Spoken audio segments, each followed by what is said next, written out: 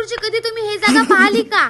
नाही पाहिली तर चला मग मी तुम्हाला दाखवतो. तर आम्ही निघालो होतो मग ताजबाग पाहासाठी. कोण कोण ताजबाग पाहिला आहे? मी ना तर हे पहिली वेळेस पाहिलं बाई. येता आल्यावर मला मस्त बिर्याणीची वास यायला लागली. पोटातले कावडे काव काव काव काव म्हणत होते. म्हणून पहिलं निघालो काहीतरी खावासाठी. घेतलो गुपचूप न खालो मस्त चुपचूप. आम्ही तर मस्त उन्हानं मस्त पिसारून गेलो होतो. सकाळचा चेहरा कसा ना आताचा चेहरा कसा दिसून राहिला आमचा. येतं त्या दिवशी काहीतरी प्रोग्राम होता वाटते, तर बहुत सारे लोक येऊन होते गावागावावरून.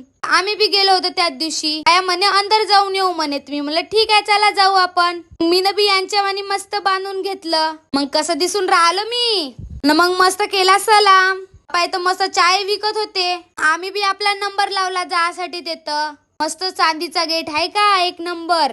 ते तर नाही का सगळ्यांना अशा मोराच्या पंखन असं डोक्यावर मारत होते. मग आम्ही बी मारलो आपल्या डोक्यावर. मग त्याचा प्रसाद भेटला आम्हाला. प्रसाद घेतलो ना निघालो आम्ही बाहेर. मग पण येतं बाहेर दुरून दुरून लोक येते. जण आले होते का तिथं त्या दिवशी. संध्याकाळच्या टायमाला याचा व्ह्यू एवढा खतरनाक दिसत होता का काय सांगू तुम्हाला. इथं बी बहुत सारे जण पूजा करत होते, फुलं टाकत होते. तर मी ना बी फोटो काढून घेतला. आमच्या ड्रायव्हर भाऊची फेवरेट जागा आहे.